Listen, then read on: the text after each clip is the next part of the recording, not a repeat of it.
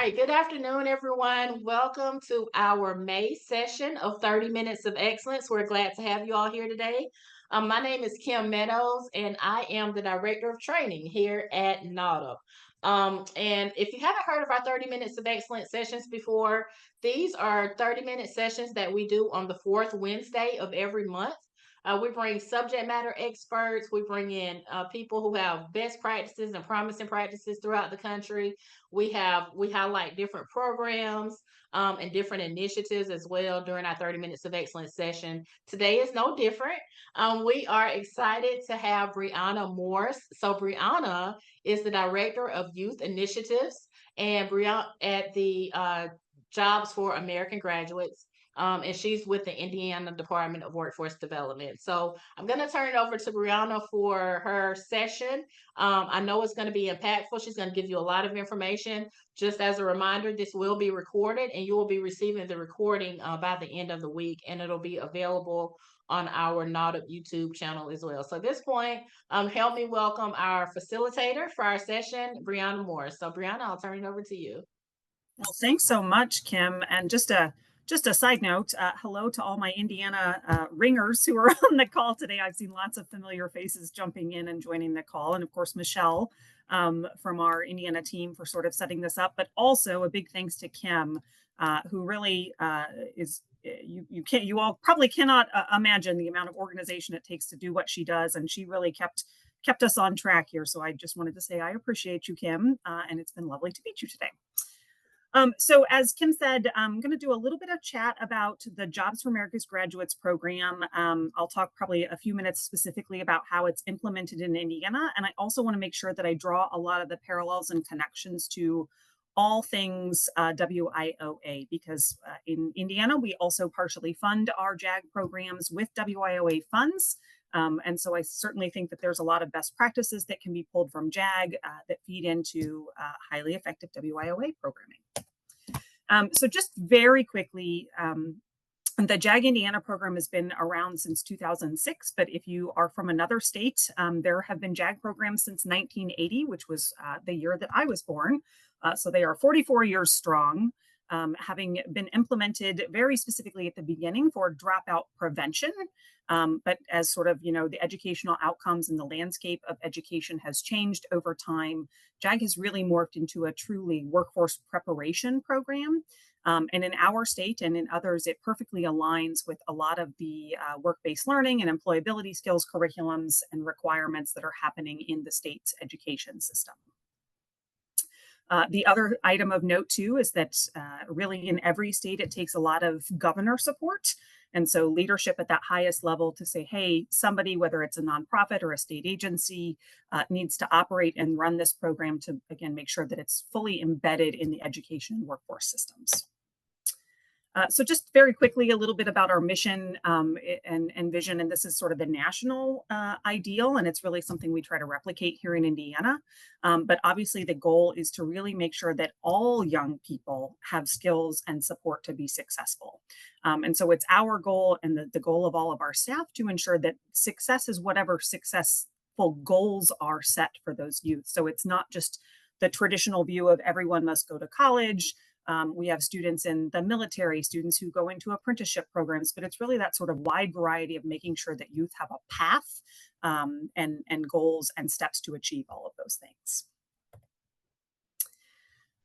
Most notably, I think, is kind of the way that our system works. And so again, for those of you in workforce development, you may work for a local regional workforce board or a service provider.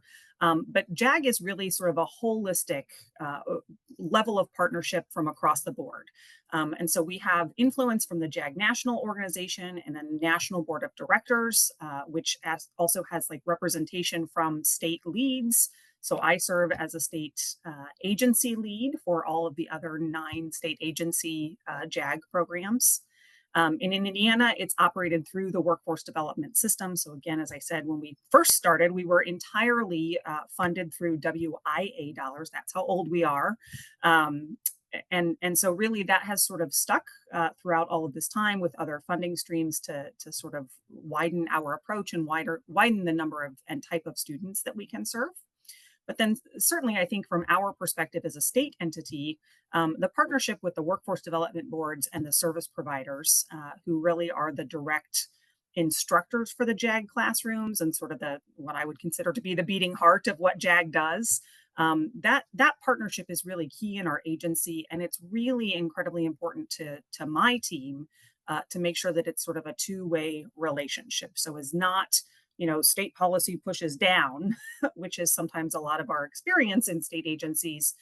It is really, a collaborative discussion about, oh, this works. Well, feel free to replicate it. If it works in your local area, let's be flexible and let's innovate. And then finally, our service providers obviously do a lot of connection with school boards and local schools since it is a program that's happening in school systems. So this is just kind of a little snapshot of all of the different student barriers that JAG students can have as part of their enrollment process. And certainly if you, again, are really familiar with WIOA programming, you will see a lot of very same barriers here for WIOA youth as you would see in the JAG program. And certainly there's, some other kind of, we call them other barriers. But the social struggles that students, especially this younger cohort of students post-pandemic is facing, a lot of issues of bullying and isolation and mental health struggles. And so that's really, kind of a key component of recognizing those barriers and being able to set up supports and systems for the students to be successful through JAG, recognizing those challenges. But again, a large number of our students are low income students. 35+% of our students are students with a disability. We have a very strong partnership with the vocational rehabilitation system that provides both funding but also access to other services should students need those more intensive VR related services.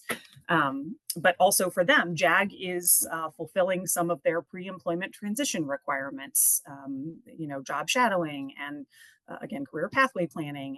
And we're really working on advocacy education so that students can understand how to self-advocate. Okay, so as I said, the kind of beating heart or the the most key part of what the JAG program has is its classroom specialists. And so certainly if you're a case manager, it's basically you. It's really the same position, but it also has that element of being a teacher. Our staff in Indiana are not necessarily licensed teachers. Many of them have additional workforce credentials or career coaching credentials. Some do have a traditional education background, but also, again, much like folks who maybe come into kind of the case management space, they have other experience but have a passion for what they're doing and who they're working with. But they do serve as a teacher in a classroom, in a school, the classes for credit. We also really like to ensure that our specialists are advocates for the students. As you saw with the sort of barrier list, a lot of our students have a lot of challenges. And so really ensuring that there is someone in the school that is the person that they can go to help with whatever their challenges are, whether it's an issue with a math teacher or they don't feel like they're getting the services they need from the guidance department, or they are employed and maybe they need to kind of counsel the youth through some sort of issues in the workplace.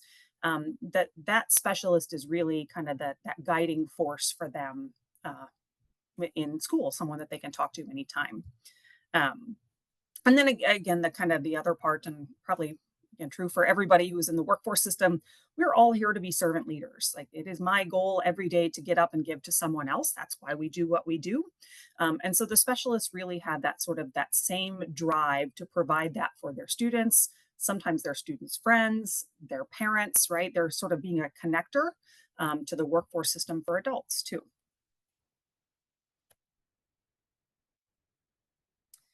The next little kind of component I wanted to talk about is the program models. And, in, in the workforce space, we are generally serving those later high school youth and those out of school youth. Not a whole lot of work gets done in the middle school students, but we in our state recently launched a middle school, some middle school programming So certainly wouldn't cover those who are WIOA under the age of 14. But there is a lot to be done in the middle school age group to ensure greater success later on. And so really ensuring that, some of that focus is on study skills, right? You can't go and be a freshman in high school and not have learned time management and note taking and all these other things. So it's sometimes helping them build up those really truly foundational academic skills that they need to be successful later on. But also the middle school space deals a lot with just peopling, how to be good people, how to be good citizens, building up their confidence and understanding, kind of what the world of being a future adult is, so that they can be a little bit more self assured when they go on through high school and after. The primary vehicle for our programming here in Indiana is in the multi-year program. So traditionally, students who are in 11th or 12th grade. And so, a lot of that is obviously very focused on graduation and what comes next. But we've also started dipping our toe into the water of ninth and 10th grade, which again could certainly be some WIOA youth. I know we don't traditionally enroll them because of all the transportation barriers, but there certainly is a lot to be said for kind of that couple ounces of prevention to make sure that they're more successful later on in that 11th and 12th grade. And so really helping those students, again, enact the study skills that hopefully they learned in 7th and 8th grade, but also like testing out those career pathways. In Indiana, it's becoming more of a focus at a much younger age to start, hitting your plan and walking through your plan for all 4 years of high school. And so JAG has been a way to sort of help come alongside schools, to help those students determine their pathway at a younger age and then really ensure that they have all the right steps, resources, tools, supports to continue to do that in 10th, 11th, and 12th grade. We do this through kind of a variety of ways. And so this is just a little bit of a snapshot of what the high school model looks like. And so kind of the number of students.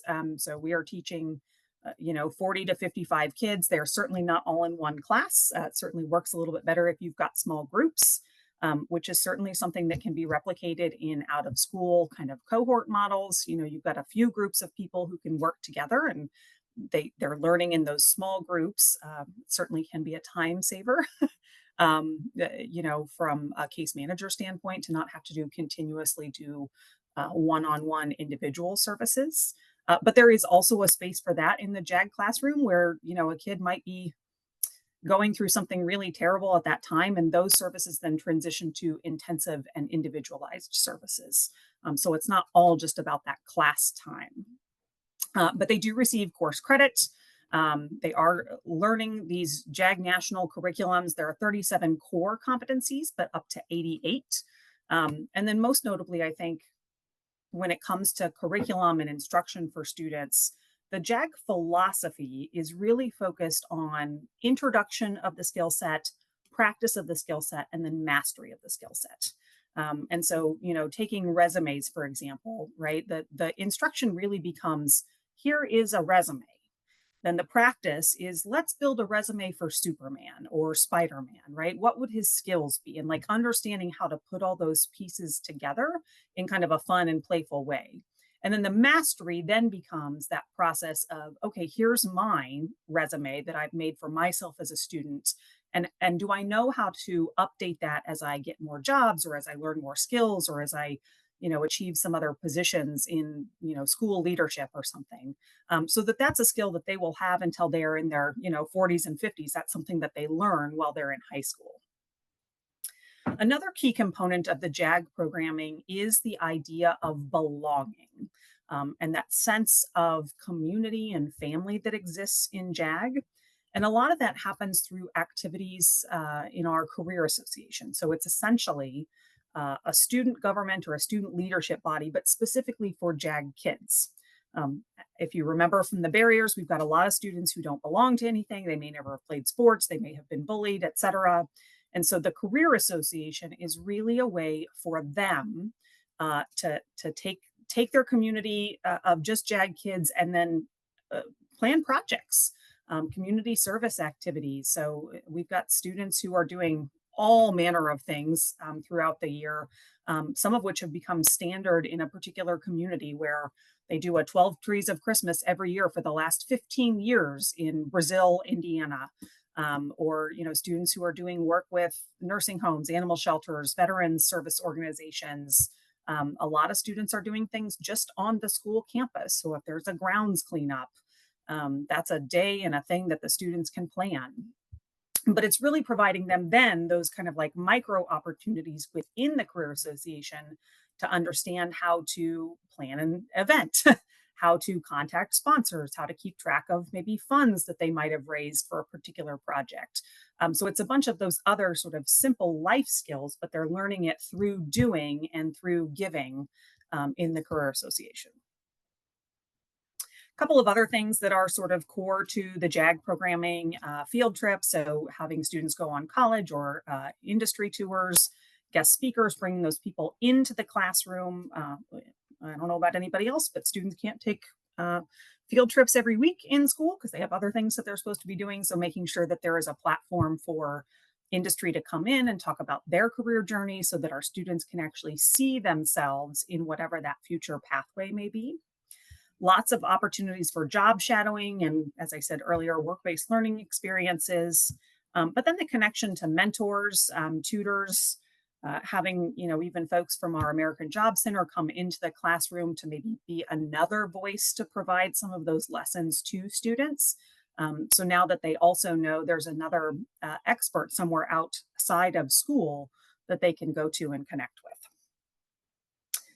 And then much like WIOA, I think the central and most core thing that we do is have great data. And so we are providing on top of all the things that we're tracking in the classroom and sort of pre-classroom and development goals is that 1 year of follow-up services. But it really takes the WIOA idea of, at least quarterly and says that's not enough. And a lot of times our WIOA contact for follow-up is really more transactional. It's, hey, are you working? Yes, great, record. But so the true idea in JAG is that follow-up service is a service. It's a conversation. It's not just a check-in and a record kind of the outcome. It's the goal of, are you working? Yes. Well, how's it going? Like, let's talk through your boss and your coworkers. And do you think you're getting enough hours? And it's kind of like helping them ask themselves that question as a student is helping them determine, is there something more that they might need to be more successful? So it's really taking that service concept and making it an actual service activity. The one thing I wanted to make sure that I did with this presentation was also ensure that there's a lot of student voice somewhere in here. And so I've got a couple of success stories and a little video I want to share that's a little bit over a minute. But I think one of the key things, much like in the Career Association, so those leadership opportunities, but also having students have that voice, student voice and choice. I would go to my grave saying student voice and choice is opportunities to, bring in guest speakers that's something they might be interested in. So even if no student in the class except for one is interested in becoming an auto mechanic, let's bring that guy in so he can at least talk to the one, but it creates the exposure for all of the others. So just a couple of quick success stories here. So the first one is my dear friend Gunnar, and you can read a little bit about Gunnar's story here. But obviously he, part of his story involves some very dark times, doing, drugs and alcohol as kind of a coping mechanism.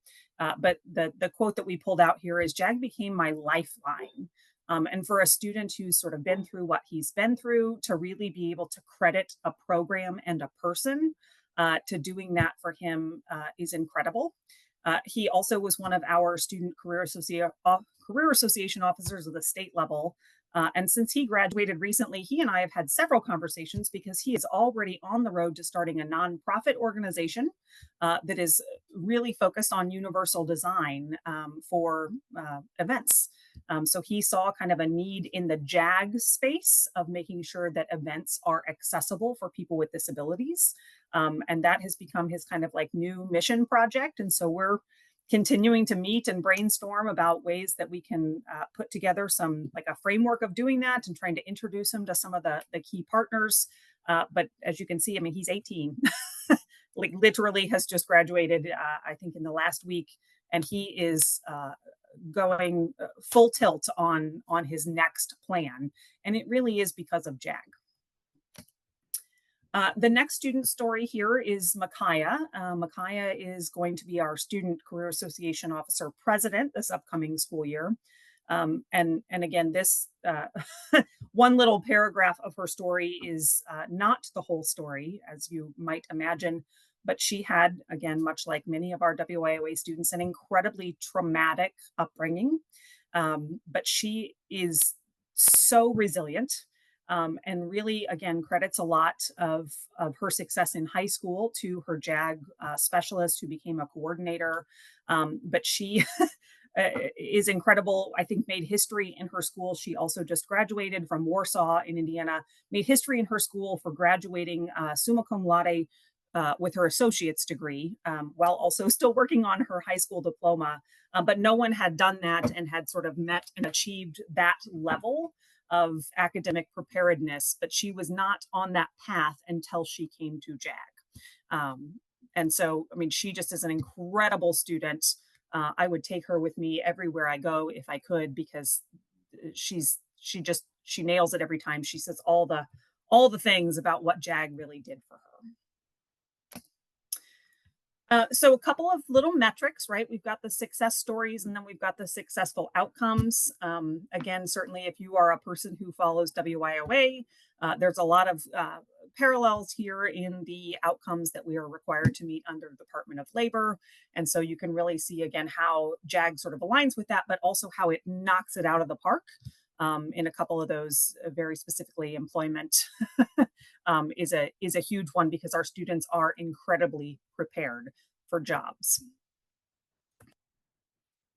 Okay, I'm going to end my big thing here with a quick little video, and Kim said earlier that it works, so I'm going to hope that that is still true, and hopefully it's not too loud. So what is JAG?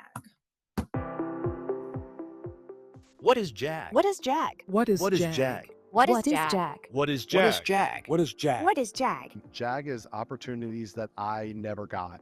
Nobody ever taught me how to write a resume. Nobody taught me what business casual looked like. Nobody, I wasn't experiencing these different job opportunities. We were in our little bubble of you picked what your parents did or something that maybe an aunt or uncle did, and that's, what you grew up to because you were never exposed to other things. So JAG is just an unlimited, field of opportunities for students to just learn so much more and have a leg up on competition in their own future. I think JAG is just a family overall. I think when you meet a kid, you can tell if they're a JAG kid or not. These JAG kids are absolutely amazing, and I'm so proud of every single one of them, and I'm just glad I get to be a part of their family. These 2 years have truly been a blessing, really. I've had so many opportunities and networking abilities to have throughout the program, and so many different places I've been able to see and people I've been able to meet. I want to say my most influential one was the National Student Leadership Academy in Washington, D.C. It was very inspirational to be there, see so many people from different states, different cultures, and it was overall just one of the best experiences I think I've ever had. You see them coming in and they're really shy and they're maybe taking a step back. They're looking for somebody just to kind of take them in as their own. And it's really cool to just watch them over the year. They slowly start doing hands-on things. They slowly get involved in the conversation that they wouldn't have otherwise. A lot of these students, they tell me, I'm so glad that you put me in CDC. I'm so glad that you put me in these things when I wouldn't have done it myself. Because you really see them shine and flourish because it's something that they wouldn't have even thought of to put themselves in. Before JAG, I was debating what to do still. And honestly, and as a senior, that's not a good thing. Like, you gotta have at least an idea. But going through JAG, I have, especially coming to the end, I have found scholarships that will host the stuff I want to do. I have 3 plans on if something goes wrong, I can do this or that. And it is just crazy how much more prepared I am at the end of the year. Hopefully in that you were able to pick out, I shared Micaiah's little story. She was also in the video there. And I will just leave you as kind of my last little slide here before we pause for any other questions. But just a little quote again about kind of the transformational effects of the program. But also hopefully you were able to get some ideas too in this about approaching your own work. And how, again, how important that is when you're working with youth specifically, but also, even that little nugget of how you connect with a student or an out of school youth, the ripple effects of that long term are certainly seen in what we do, but also seen in what you do. So that is my presentation in well under 30 minutes. So I will stop sharing, Kim. And then if there are any questions, I see a few. Again, I also see lots of my JAG people in here. Okay, first question I see from Robert about how students' parents are involved, which is a really great question. Traditionally, a lot of our students are sometimes being placed into these classes by their school counselors. And so sometimes they don't even know what they're getting into before they get there. But in the really effective programs, it is a lot of great outreach between our specialists and the parents and saying, hey, I know you saw this on your kid's schedule and you don't know what it is, but here are the benefits, right? Here's the access to the work-based learning, the access to field trips and to that career pathway plan. And so it really is just kind of that like one-on-one conversation with those parents to help them understand that this is not, it's not a class that's a punishment. It's not a, you're not here because you're, a less than kind of kid or something like that, but it's really helping them understand that it's an opportunity for advancement, really giving that kind of a leg up on their peers who may not have that opportunity otherwise, or may not have families who have been able to have those opportunities.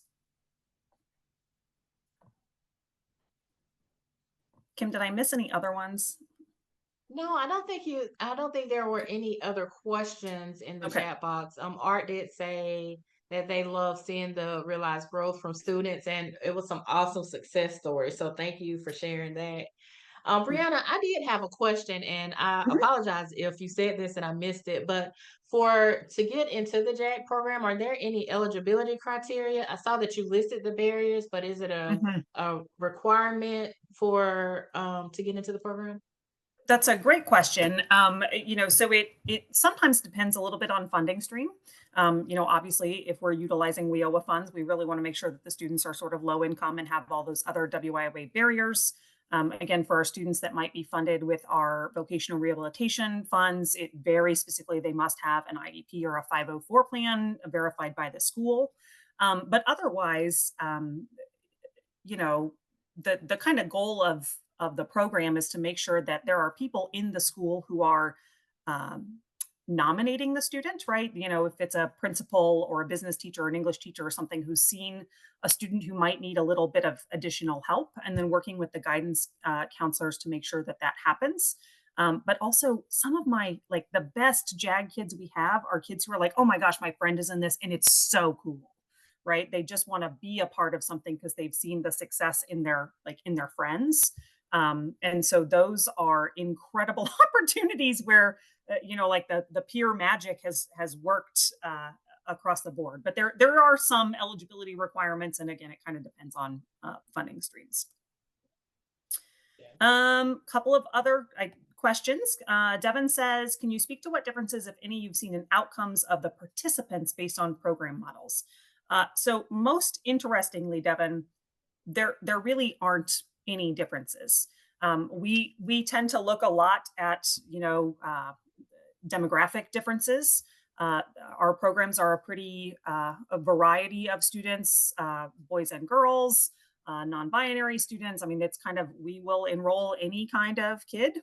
And we do have some students who are incredibly low income, who are valedictorians and salutatorians in their school, but also have other challenges. Not just that, it's not academic for them, it's some of those other things. Our students who are vocational rehabilitation funded, those with IEPs and 504s, are outperforming, school schools where they don't have JAG, essentially. So we're kind of looking at the apples to apples if you do have JAG and if you don't have JAG, and those students are way outperforming.